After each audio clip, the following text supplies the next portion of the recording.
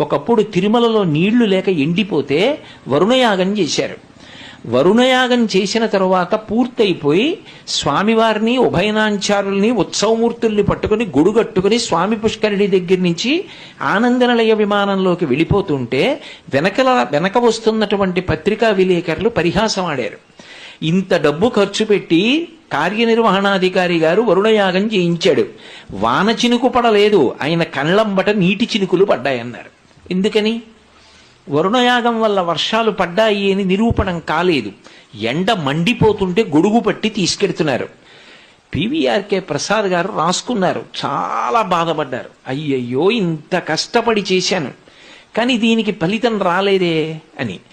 ఆయన అలా అనుకుంటున్న ఉత్తర క్షణంలో ఆకాశం అంతా నల్లటి మబ్బులొచ్చి కమ్ముకున్నాయి. గొడుగు పట్టి స్వామిని తీసుకెడుతున్నారు. ఎంత దూరం పుష్కరిణి దగ్గర నుంచి